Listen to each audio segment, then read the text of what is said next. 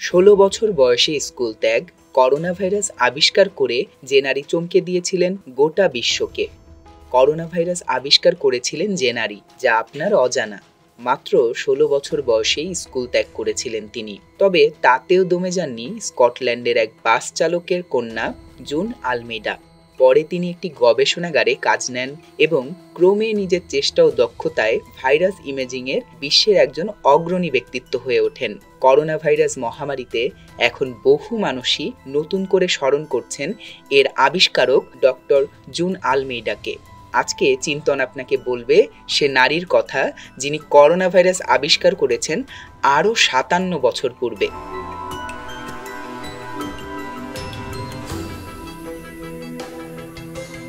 বর্তমানে মহামারী ঘটানো কোভিড-১৯ একটি নতুন ধরনের ভাইরাস, যা ডক্টর আলমেইডার আবিষ্কৃত করোনা ভাইরাসের একটি প্রজাতি।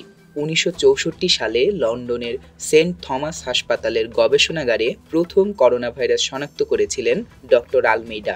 এই ভাইরোলজিস্ট ১৯৩০ সালের অক্টোবর মাসে জন্মগ্রহণ করেন এবং গ্লাসগোর আলেকজান্দ্রা পার্কের কাছাকাছি টেনমেন্ট এলাকায় বড় হয়ে ওঠেন। সামান্য পড়াশোনা করে স্কুল ছাড়লেও গ্লাসগো রয়্যাল ইনফার্মারিতে হিস্টোপ্যাথোলজিতে গবেষণাগার কর্মী হিসেবে তিনি কাজ শুরু করেন। পরবর্তীতে তিনি পেশা জীবনের উন্নতি করার জন্য লন্ডনে পাড়ি জমান। ১৯৫৪ সালে তিনি এনরিক অ্যালমেইডাকে বিয়ে করেন, যিনি ছিলেন একজন ভেনেজুয়েলান শিল্পী। পরে এই দম্পতি ও তাদের মেয়ে কানাডার টরেন্টোতে পাড়ি জমান। সেখানে অন্টারিও ক্যান্সার ইনস্টিটিউটে ডক্টর আলমেইডা একটি ইলেকট্রনিক মাইক্রোস্কোপ নিয়ে তার অসামান্য দক্ষতার বহিঃপ্রকাশ ঘটান বলে চিকিৎসা বিষয়ক লেখক জর্জ উইন্টারের তথ্যে জানা যায়। তিনি এমন একটি পদ্ধতির সূচনা করেছিলেন যা অ্যান্টিবডি সংহত করার মাধ্যমে করোনা ভাইরাসগুলো আরও পরিষ্কারভাবে দেখা সম্ভব হয়। তার এই প্রতিভা যুক্তরাজ্যের মনোযোগ কাড়ে। এরপর ১৯৬৪ সালে তাকে লন্ডনের সেন্ট থমাস মেডিকেল কলেজে কাজ করার সুযোগ সুবিধা দিয়ে যুক্তরাজ্যে ফিরিয়ে আনা হয়। করোনা ভাইরাসে আক্রান্ত হওয়ার পর এই হাসপাতালেই ব্রিটিশ প্রধানমন্ত্রী বরিস জনসনকে চিকিৎসা দেওয়া হয়েছিল। যুক্তরাজ্যে ফিরে এসে তিনি ডক্টর টাইরেলের সঙ্গে কাজ করতে শুরু করেন, যিনি উলশায়ারের সালসবিউরিতে সাধারণ ঠান্ডা নিয়ে গবেষণা করছিলেন। ডক্টর টাইরেল স্বেচ্ছাসেবকদের নিয়ে আনুনাসিক ধোঁয়ার উপর গবেষণা করছিলেন। তাদের দল দেখতে পায় যে তারা বেশ কয়েকটি সাধারণ সর্দি কাশির ভাইরাস বৃদ্ধি করতে পেরেছিলেন, কিন্তু সবগুলো নয়। তার মধ্যে একটি বিশেষভাবে নজরে আসে, সেটির নাম দেওয়া হয়েছিল B814, যা এসেছিল ১৯৬০ সালে একটি বোর্ডিং স্কুলের একজন ছাত্রের কাছ থেকে। গবেষকরা দেখতে পান তারা সাধারণ সর্দি কাশির কয়েকটি লক্ষণ স্বেচ্ছাসেবীদের মধ্যে তৈরি করতে পারলেও সেগুলো তাদের নিয়মিত কোষের ভেতরে আর বেড়ে উঠতে পারে না। তবে স্বেচ্ছাসেবীদের মধ্যে প্রত্যঙ্গের মধ্যে কিছু বৃদ্ধি দেখা দিয়েছিল।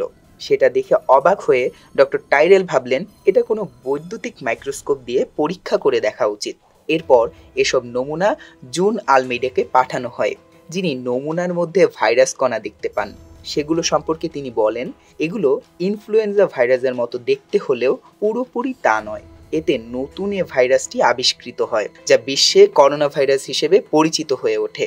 ডক্টর আলমেইডা ইঁদুরের মধ্যে হেপাটাইটিস এবং মুরগির সংক্রামক ব্রঙ্কাইটিস তদন্ত করার সময় এর আগে এই ধরনের কণাগুলি দেখেছিলেন। তা সত্ত্বেও পিয়ার রিভিউড জার্নালে পাঠানো তার নথিটি বাতিল করে দেওয়া হয়েছিল, কারণ রেফারিরা বলেছিলেন তিনি যেসব ছবি দিয়েছেন সেগুলো ইনফ্লুয়েঞ্জা ভাইরাস কণার বাজে ধরনের চিত্র।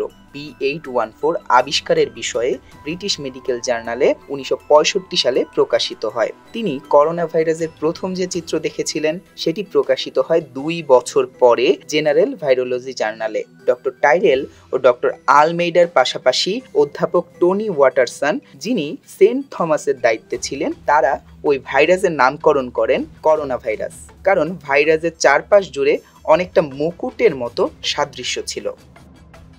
ডক্টর আলমেইডা পরবর্তীতে লন্ডনে পোস্ট গ্রাজুয়েট মেডিকেল স্কুলে কাজ করেন, যেখানে তিনি ডক্টরেট সম্মানে ভূষিত হন।